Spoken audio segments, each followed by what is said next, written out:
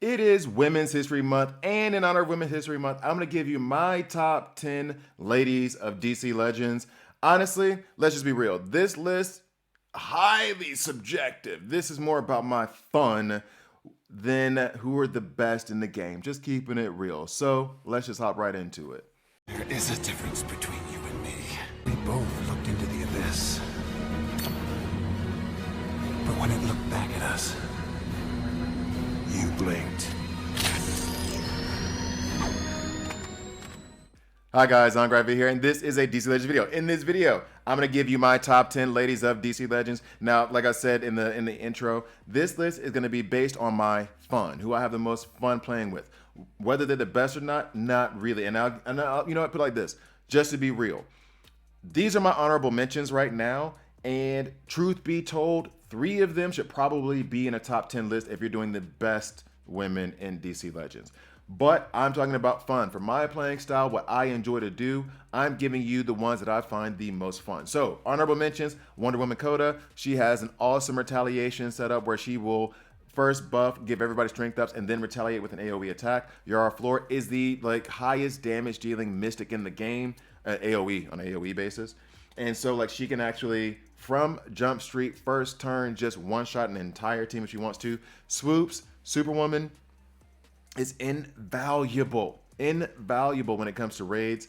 I am going to be farming the hell out of her frags because she is coming up in an event as a board clear. Focus on getting those frags if you don't have her, and raids will unlock. For my free-to-play account and my paid account, I'm taking her RB1 if I can on my paid account, and I'm taking her main account, I should say, main account. And then I'm taking her as many frags as I can from my free-to-play account. And then Tara is, honestly, she's a necessary evil. Now at a certain point in the game, you have to put her in your lineup for certain situations. If you don't, then you lose. Point blank, period. So those are my honorable mentions. Now hopping right into the list. Coming in at number 10 is Barda. Barda is fun, but she's losing her value in terms of fun. I still like the fact that she's the best taunter in the game in my view. The stamina ups, you already know. I've already said it 100 times. She's probably higher on a top 10 list of best tunes in the game, but in terms of fun, she's great to drop in and play with.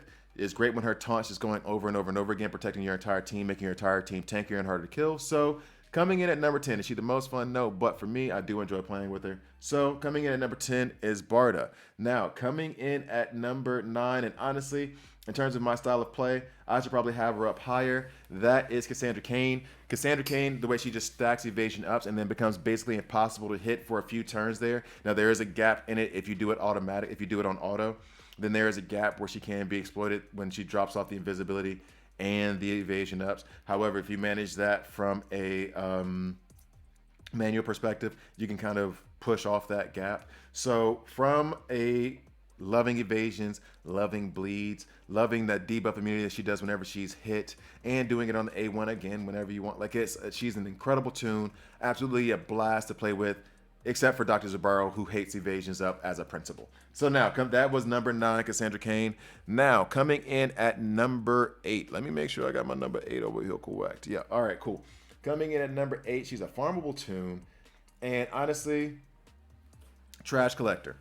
She's so much fun to run with if you have a team. Let's say you're going to do an AO attack with Yara Flor, right? But there's some mystics there that you don't think she's going to be able to fully clean out. She's not going to be able to one-shot everybody. You're putting in Dr. Poison, for example. You're about to try to do an AoE, just absolute nuke and get rid of everybody. However, you think that a couple of them might survive and be in the red. That's when you drop Huntress in, because Huntress will go off on her big shot and then just start cleaning up everybody who's left behind. She hits like a truck still as a farmable tune. This is the new 52 look, the skin. Absolutely love that skin. Aesthetic point of view, she's incredible. I think she's a very, very underrated tune, quite honestly. But Huntress coming in at number 8. Then we go back. Coming in at number 7, an absolute beast. Coming in at number 7 is Supergirl. She's so much fun to run under Darkseid, because then once you put those crit chance downs on the enemy, and then she goes and calls assist on herself, she's going to attack twice on the A1 anyway, and then she's going to attack again 2 more times. You can wipe out an entire team in just one go with her running under Darkseid. Also put her with Saint Walker, Hippolyte. Anybody who calls assist, she's a beast. It does incredible damage. Her rework was absolutely amazing. So, fun tune. Love playing with her. That is Supergirl coming in at number 7. Coming in at number 6. Coming in at number 6. Now, she was just on my underrated list. Let's go ahead. And that is Catwoman. Steals buffs. Strips buffs. Stuns. Hides. And then also has this misdirection where she can, when she hits 0, has the ability to come back to life. If she's running, if she's invisible, she can steal awareness on her A1. So if you have a Spectre who's ramped up 5,000 awareness, just use the A1 and she'll take all those awareness for herself. And now Spectre has none. Like, she's an absolutely incredible tune that a lot more people should use more often. I'm gonna do an in-depth guide on her later. Also, Zoe Kravitz did an awesome job as Catwoman. Check out my Batman reaction review video. So coming in at number 6 is Catwoman, an awesome tune. Now, coming in at number 5, this is definitely a personal favorite because she is not really given Tara's presence. Hawkgirl is not really that useful in the game anymore because she stuns and she's like the best stunner in the game. Yeah, her and Darkseid. There's an argument to be made for both of them. However, I would say hers is a little bit better because she actually benefits when enemies are stunned as well. So one of the best stunners in the game is just that you got to have someone who doesn't have debuff immunity. Can't wait until I can get Talon and remove debuff immunity from everybody on the opposing team so I can open it up for Hawkgirl and Killer Frost to just start stunning and killing people again. I miss those days, and I want those days to come back. And Talon will be the key to that. So Hawkgirl. Oh, and I got this. I had to get that skin. That skin was so boss. I love it so much. So I had to get the skin as well. All right, so that is Hawkgirl coming in as at the beginning of my top 5. Now, I have to emphasize again, this is based on where I have fun. Okay? So, like, because the top 4, 2 of the top 4, or maybe 3 of the top 4, you guys are going to disagree with. But this is just fun for me. Okay? This is fun. This is fun. It's supposed to be fun. This game's supposed to be fun. Right? It could be stressful, it's supposed to be fun. All right, so Donna Troy. The reason being is that 1, she turns buffs into awareness, which I love awareness. I don't know what it is, but I love awareness. I love stacking awareness up on my team. I love having like 10 awareness on every member of my team with overheal and shield. You know what I mean? Like, just so much protection, it's ridiculous. And then also on what is it? Yep. She also reduces the cooldown by 1 on all ally abilities. So if you run her with certain tunes that will show up later in this list, she absolutely makes them into beasts because if they have a 1-turn or 2-turn cooldown, that is just chopped in half.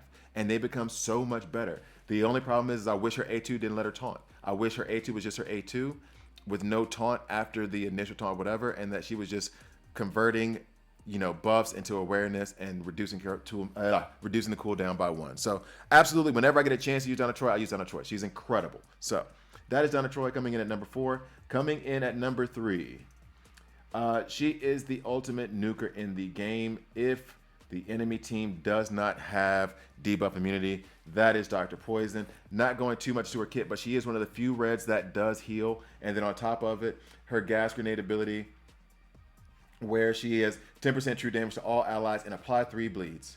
Then apply 3 bleeds. Then additional light special damage to enemy team per bleed on the enemy team, can't miss. Run her with Red Hood. Let him do his AoE bleed attack. Running her with King Shark doesn't work because she kills everybody. So King Shark can ramp, kind of, but everybody's already dead. So, like, run her with any of the bleed comps.